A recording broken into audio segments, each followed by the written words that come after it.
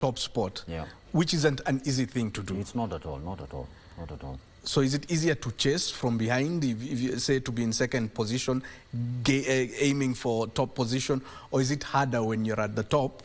I think it's difficult. Or easier at the top? Which way? It's difficult to be at the top because you don't know at what pace to go at. You know what I mean? Yes. Because you don't want to go flat out and break the car. Yet you don't want to go slow enough to let the guys behind you catch you. So you have to pace yourself. It's tricky. Your team has to be on top of things. They have to be looking at the time charts. So the guys at the back know how fast you're going, and so they know what they need to do. You are the one setting the pace. So being ahead is also tricky. It's tricky because it's very tricky. There's a fine line between breaking your car and keeping the guys behind. Catch 22. Exactly. Yeah. You're damned if you do, damned if you don't, kind of situation. Yeah.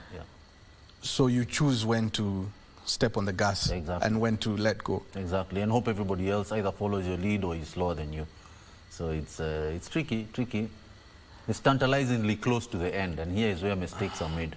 When you look at Katsuta, is he a dark horse in second place, just behind Rovanpera, or is Formo the guy you should really consider to be the dark horse who's placed third? Well, you know, Formo is also now in a difficult position because we've just lost the other Ford. Gregoire Monster is out, so he'll start again probably tomorrow for Super Rally. So yes, Formo's pace is good, but are you going to trade that? Are you going to ask him to chase the two Toyotas, or tell him to maintain a station? Because remember, also third place is good for Ford. Third place is good. It does no harm. You could decide to chase and break the car. Yes. So even Rich Milner, the team manager, has a decision to make. Yes. You know, and like the clips showed, he was still very forlorn. He wasn't trying to show any excitement. But the fact of the matter is that you know, Adrian has driven very, very well. Very controlled drive. Car is in one piece, and he still looks like he's got the pace. He looks like he can challenge the guys in front. But then the trick comes now. He's the sole Ford left. Yes.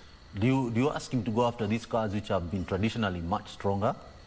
Yeah. Do you ask him to go have a dogfight with these Toyotas which they are two ahead of him? So they can, if they get into a dogfight with a Ford and lose one, they still have another one. He's the sole Ford. You know, if I was Ford, I'd be thinking about collecting those points. You know, I'd be thinking and shouldn't he be worried about Evans, who's right behind him? Exactly. Also, so you see? I would say, my orders to him would be maintain station. Keep the guy behind you, but don't try to chase the guy in front of you. And, you know, third place is fantastic for Ford. Nobody can take that away from them.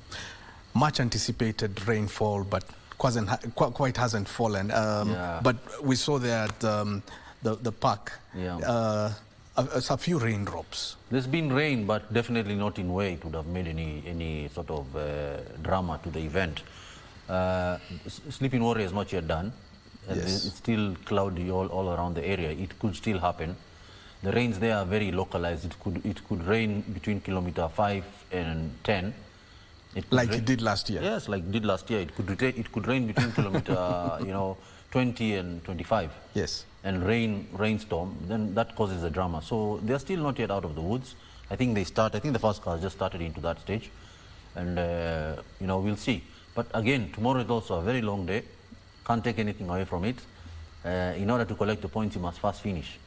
So tomorrow is also a very long day. And who knows, maybe the rains come into play tomorrow. The fresh you had mentioned earlier, which is a soft soil surface. Yes. They've mentioned that a lot between Soisambu 2 and Elementaita 2. Especially Elementaita 2. If you had the commentator, he kept on talking about fresh. And was that a factor in this particular leg? Of course. You know, the fresh comes from the breaking up of the ground. You know, the road they're traveling on is basically volcanic ash. And the more cars travel that, the more it gets pounded, the more it becomes powdery. And without powdering, then it starts to have depth in it. And as the cars dig it, it starts to build ruts in it. And as the guys come back for the second loop, the road is that much worse. And that stuff is like I said earlier, it's like unga. Yes. It's like driving in unga, so it's holding the car. And the cars are getting hot, you know, the drivers are struggling. So it's not the ideal stuff to be driving in. And where do you find the most fresh? Is it in Kedong, is it geothermal, or is it here in Soisambu and Elementaita? Traditionally, the worst fresh has been in Kedong. But Kedong, they've worked on. Kedong, they have prepared the surfaces because it had become impassable. In fact, that's where Roman Pera got stuck in 2021, I think. Yes. Yeah? And so, traditionally, that's where the worst fresh fish is. But that whole area is made up of that stuff. That whole area is one big volcanic dam, volcanic flatland. And so, once the cars pass on one area, dig up that road, that localized area where the road is, yes, turns into unga. And in fact, in a two-wheel drive car is what we drive. Going through that stuff is akin to driving through black cotton soil. Okay. It's that heavy and that hard on the car. So definitely you could see their times had dropped. The drivers thought they had done better, yes, but actually their times were slower because the road was softer, you are sliding more. It's almost like driving in the desert. You know, you can imagine walking in the desert. It's an effort. Walking on sinking sand. Walking on sand, yeah, exactly, sinking sand. Sinking sand. Yeah, so very tough conditions. And the weather there must be almost touching on what, 30 degrees? Yes. It's not the easiest place to be rallying through Unga. So the fact that it hasn't rained as earlier anticipated, can we say that has favored Roman Pera? Well, definitely has, because the form has stayed as it is. Like we had said earlier, rain can cause drama. Rain can turn the competition upside down. It hasn't happened yet, and well, it's happened at the service park, but that's irrelevant because they're not racing on it. Exactly, service park is irrelevant. What I would be worried about is where is that cloud going? Where is that weather system moving towards? Is it going towards Sleeping Warrior? Is it going towards the stages of tomorrow? And so it's obvious the rain is in the area. The rain is in the region. Okay. It's just not yet landed where it's going to cause drama. Yes. It may still could, and yes. I know until they get back to the service park, everybody's crossing their fingers. But as of now, the rain hasn't played a part. But tomorrow is another day. Yes, we'll have an hour to ourselves between 6 and 7 today, and that will give us the chance and opportunity to discuss how our Kenyan drivers are doing at this event. We've got Karan Patel, who's WRC2, we've got Carl Tundo, who's WRC2, and also the Kenya National Rally Championship drivers, the rest of the bunch, the Pauline Shegus, to find out how they are doing. We'll catch up on that, definitely. No, I think we've dwelt enough on the WRC1 category and the WRC2 leadership. Goose Greensmith, whom we've touched on quite a bit. So I think between 6 and 7, we can touch on our very own. We can become a bit selfish, and I think we've become too generous. Now we'll become a bit selfish and talk about our people. Yes. How do you think they'll fare at the end of the day, just generally, our people? Tough event. I mean, I've got some reports of some trouble hitting some people. But let's see at the end of today.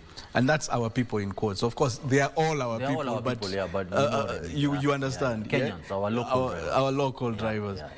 So generally you say you expect? I'm saying that there's been some drama. Let's talk at the end of the stage so that we can critique and discuss what has happened to who. So we hold our horses, Let's hold our horses. We wait for that drama. Exactly. You'll unleash it. We'll talk about it. Oh, in depth, proper. Exactly. In detail. Kabisa. You'll hold nothing back. Kabisa. We are here to educate and to inform.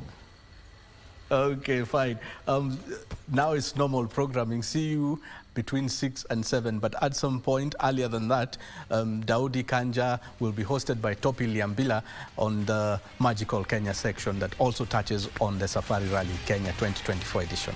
Ciao.